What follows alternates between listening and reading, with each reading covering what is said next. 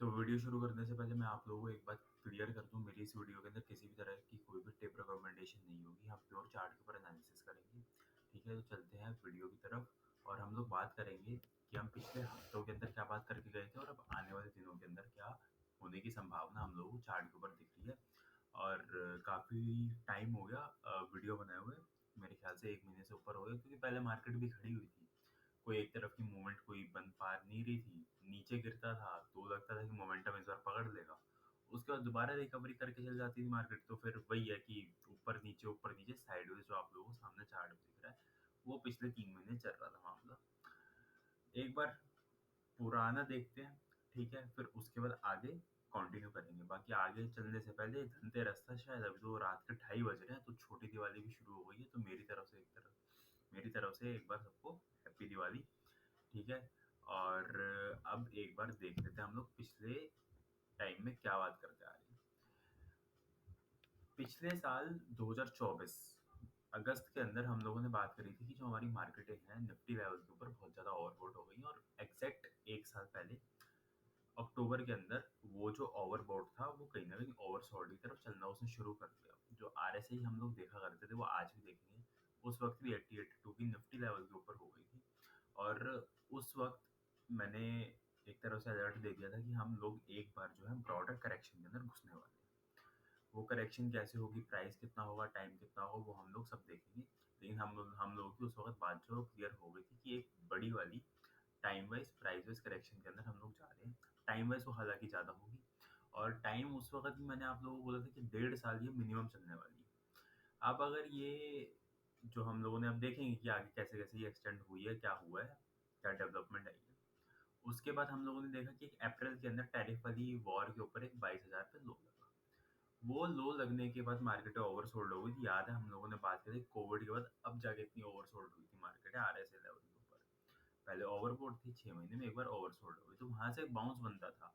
वो बाउंस मेरे हिसाब से 23,400 500 तक ही आना चाहिए था, जो चार्ट के हिसाब से, मेरे हिसाब से या चार्ट के हिसाब से, अगर वो सिर्फ बाउंस था।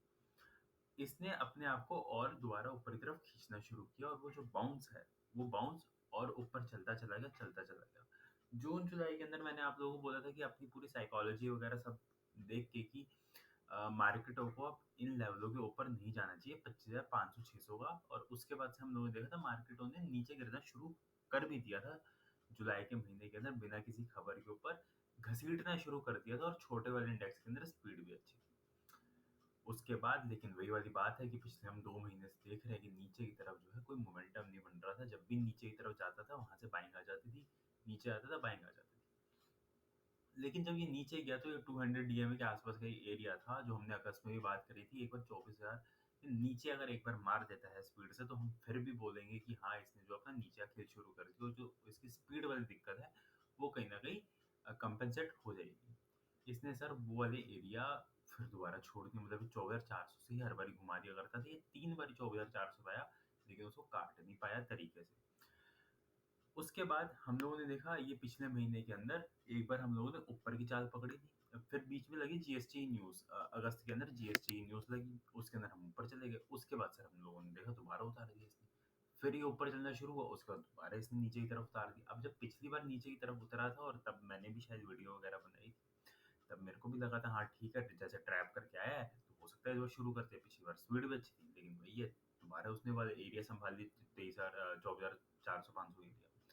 उसके बाद अब हम लोगों ने देखा पीछे इसने ऊपर की तरफ काटना शुरू किया और अब पिछले 2 दिनों के अंदर बहुत बड़ी-बड़ी कैंडल इसके अंदर बनी है। बहुत बड़ी तो हालाँकि नहीं, आधा परसेंट अभी सामने ऊपर है, 1% के आसपास, 2 दिन पहले ऊपर था। तो ये पूरा सिनेरियो मोटा-मोटा हो गया। तो अभी स्ट्रक्चर क्या बना हुआ है? अभी मोटा-मोटा स्ट्रक्चर ये बना हुआ है कि हम एक बार अक्टूबर से अप्रैल में हम लोग 6 महीने गिरे थे। उसके बाद ओवरबॉट से हम लोग काफ़ी ओवरसोल्ड हुए, प्राइस वाइज़ अच्छी करेक्शन हुई, स्टॉक्स में काफ़ी अच्छी करेक्शन हुई और उसके बाद एक बार हम लोगों ने बाउंस लिया और अभी हम उस बाउंस के अंदर कंटिन्यू हैं। अब ये बाउंस है, ट्रेंड है, क्या है, सब चार्ट के ऊपर देखेंगे, पूरा स्ट्रक्चर समझेंगे। इस बीच बाहर क्या हुआ? बाहर एक बार हम लोग जो नैस्डैक हो गया, डाउ हो गया, और पूरा वर्ल्ड एक बार अप्रैल के अंदर गिरा था और वहाँ से वी शेप रिकवर कर गया और वो ऊपर ही ऊपर चलता चला गया। उनके अंदर कोई भी गिरावट के कोई भी सिम्पटम नहीं आए अब तक। सिर्फ इंडियन मार्केट ऐसी है जो अपने मतलब अभी अंडर परफॉर्म कर रही है। बाकी सारी मार्केटें तरीके से ऊपर की तरफ जा रही हैं, इनके अंदर उनके अंदर अभी तक कोई दिक्कत के कोई भी सिम्टम वगैरह नहीं दिखे। रही बात गोल्ड और सिल्वर की, एक दो शायद मैंने 3 महीने पहले पहले भी एक बार गोल्ड के बारे में बात करी जब वो 1 लाख के आसपास था। मैं तब से कह रहा हूँ कि इसके अंदर कहीं ना कहीं यूफोरिया है। मतलब नो डाउट गोल्ड ऐसी कमोडिटी है, कोई ऐसे कोई पेनी स्टॉक वगैरह तो है नहीं, या कोई क्रिप्टो वगैरह तो है नहीं जो ऐसे मुंह उठा के भागता चले जाएगा। तो जो गोल्ड है उस आज 3 महीने पहले भी भारी था, 3 महीने बाद भी भारी है, और हो सकता है 3 महीने और भी भारी रहे। इसके अंदर कोई हैरानी वाली बात नहीं है, क्योंकि 3 महीने पहले भी मैंने आप लोगों को बोला था कि हाँ ये ओवरबॉट हो चुका है काफी ज्यादा। लेकिन अब मतलब हम नया पैसा तो यहाँ पे नहीं लगा सकते, लेकिन वहां से रैली इसने इतनी बड़ी बना दी है। वो रैली कहीं ना कहीं क्या होता है कि जब ओवरबॉट होते हैं लोग, कहीं ना कहीं क्या होता है कि उसको गोल्ड को ना हेज की तरह यूज करते हैं। तो कोई कोई लोग एक तरफ लॉन्ग करके गोल्ड को जो है शॉर्ट मार देते हैं। वो जो शॉर्ट कवरिंग आ रही है ना, उनको फंसाया जा रहा है इस वक्त। जो शॉर्ट ट्रैप हुआ है ना वहाँ पे, जो जिसको कहते हैं शॉर्ट स्क्वीज हो गए, तो वो गोल्ड के अंदर वो हो रहा है। तो अब कहीं न कहीं उनको आसानी से निकलने का मौका तो वो दे नहीं रहा, उसी के साथ-साथ सिल्वर भी भाग रही है। और मेरे को इन दोनों से बेटर जो है वो प्लैटिनम का चार्ट लगता है, उसका चार्ट भी अगर देखेंगे, अगर टाइम मिला तो देखेंगे। तो कहीं न कहीं अब उनके अंदर, तीनों के अंदर ही गोल्ड के अंदर स्पेशली सिल्वर भी अपनी रेजिस्टेंस के ऊपर आ गई, काफ़ी पुरानी रेजिस्टेंस के ऊपर आ गई। तो कहीं न कहीं ओवरबॉट सिचुएशन हो गई है। और गोल्ड के साथ क्या सीन है कि गोल्ड की जो आज की डेट के अंदर चार्ट बने हुए हैं, वो 1980s के आसपास बने थे। उस वक़्त भी काफ़ी बड़ी रैली आई थी गोल्ड के अंदर, और गोल्ड ऐसे ही कहीं न कहीं ओवरबॉट हो गया था। उस ओवरबॉट के चक्कर में गोल्ड का जो वो हाई लगा था 1980s के अंदर, वो 2008 तक कटा ही नहीं। मतलब मोटा-मोटा आप मान लो कि 28 साल गोल्ड का जो आपने रेट देख लिया, वो आने वाले 28 साल में कटे। ऐसे चार्ट बने हुए थे पहले भी। इस बार भी कहीं न कहीं वैसे वाले चार्ट बन चुके हैं। अब ये वाली बात करेंगे तो बहुत बड़ी बात हो जाएगी कि हाँ, आने वाले 28 साल गोल्ड का हाई नहीं कटेगा। ये इंटरनेशनल की बात कर रहा हूँ। नेशनल के अंदर अलग चलता है एमसीएक्स के ऊपर। उसके अंदर वो रुपये वगैरह का थोड़ा फैक्टर होता है। तो कहीं न कहीं ओवरबॉट है, ठीक है? और गोल्ड भी आप मेरी तरफ से मान के चलो कि अब ऐसा एरिया कहीं न कहीं बना देगा 4400 के आस-पास, 4500 जो भी वो होगा, कोई इतनी मोमेंटम के अंदर। शॉर्ट जहाँ पे ट्रैप हो रखे होते हैं, जाने को $5000 भी जा सकता है, तो उसके कुछ एरिया नहीं बता सकते, लेकिन उसका टाइम बहुत पास है। प्राइस का मेरे को नहीं पता, लेकिन कहीं न कहीं टाइम उसका बहुत पास है कि जहाँ पे जो अपना गोल्ड एक ऐसा टॉप बना देगा, तो जो मिनिमम आने वाले 6-8 महीने या 1 साल नहीं कटेगा। उसके आगे की हम लोग आगे देखेंगे। ठीक है? मतलब कहीं न कहीं टॉपिंग आउट के आस-पास है गोल्ड, यूफ़ोरिया पूरा बना हुआ है। अब कुछ उल्टा ही हो गया तो, लेकिन वो होने की संभावना सिर्फ़ ना के बराबर है। तो आप ये वाली बात मान लेना कि जो गोल्ड है उसके, वो कहीं न कहीं, मतलब ये तो नहीं बोलूँगा उल्टे दिन, लेकिन कहीं न कहीं करेक्शन की फ़ेज़ में जा सकता है। और सर अगर करेक्शन बड़ी भी होती है, 1 साल से भी बड़ी होती है, तो उसके अंदर हैरान नहीं होना है, क्योंकि रैली इतनी बन चुकी है। ठीक है? तो ये हम लोगों ने कर दी गोल्ड की बात। अब आ जाते हैं अपनी निफ्टी के ऊपर। 8 मिनट नॉन स्टॉप हम लोगों ने सिर्फ बातें कर ली हैं। ठीक है? एक बार आप स्ट्रक्चर देख लेते हैं क्या बन रहा है, और हम लोगों को वो एरिया अब निफ्टी के ऊपर ध्यान रखना है, अगर ये ऊपर की तरफ चलना शुरू हो तो कौन सा एरिया नहीं कटेगी। ठीक है? तो ये आ गई हमारे सामने निफ्टी। अब एक बार पुराना, एक बार आप लोगों को रिवाइज़ करा देता हूँ फटाफट कि क्या चलता आ रहा है।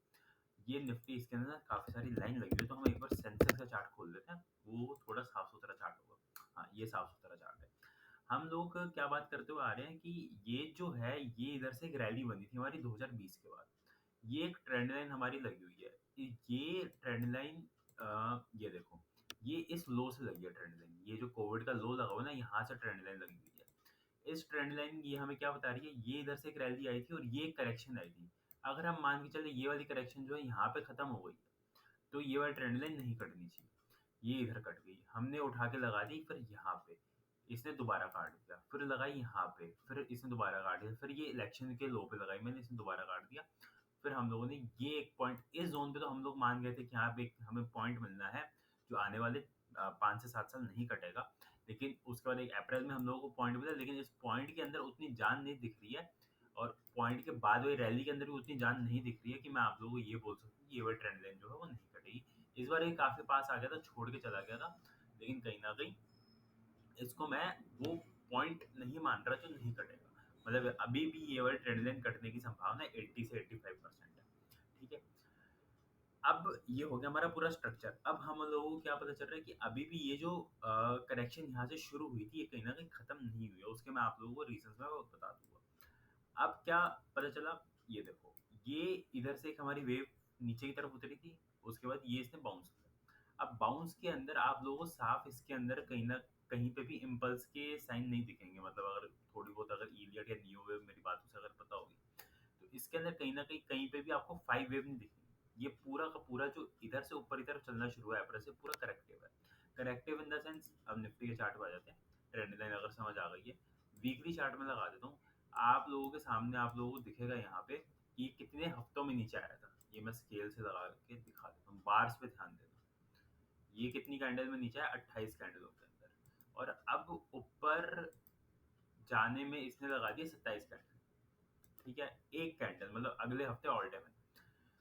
अब अगर आप देखोगे कितने महीने हो गए इसको नीचे गिरते हुए, ये देखो, ये 1 2 3 4 5 6, ठीक है, 1 2 3 4 5 6 7वां महीना ये होगा।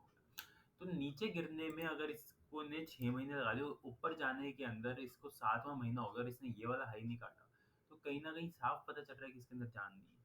ठीक है, तो अगर मैं ये मान के चलूँ कि ये जो नीचे से लो है ये फाइनल लो नहीं है, तो मेरे को नहीं लगता है कि कोई इसके अंदर कोई दिक्कत वाली किसी को बात होनी चाहिए। अब क्या हमारा स्ट्रक्चर बना, ये एक वेव नीचे की तरफ आई, ऑलमोस्ट 80% ये कैंसिल हो चुकी है। ठीक है, लेकिन कैंसिल उतनी स्पीड से नहीं हो रही है कि मैं आप लोगों को ये बोलूँ कि नई चाल शुरू हो गई है। तो मोटा मोटा ये भी एक करेक्टिव वेव है, ये ऊपर जाता हुआ भी एक करेक्टिव वेव है। अब इस करेक्टिव वेव के अंदर ये कहाँ तक जा सकता है, मैं आप लोगों को सर 2-3 एरिया बता रहा हूँ। ठीक है, उन एरिया के ऊपर जाके निफ्टी को ज़्यादा नहीं टिकना चाहिए, और अगर वो टिक गई तो उसके बाद क्या होगा उसकी बात भी मैं करूँगा। ये इधर से नीचे उतरा, अब ये जो चाल ऊपर की तरफ गई है, ठीक है, इसको सबसे ज़्यादा खतरा 2 एरिया में आना चाहिए। ठीक है, आने की संभावना बहुत ज़्यादा है। एक तो यही है, ये वाले एरिया मतलब इस हाई के जस्ट ऊपर 26,400।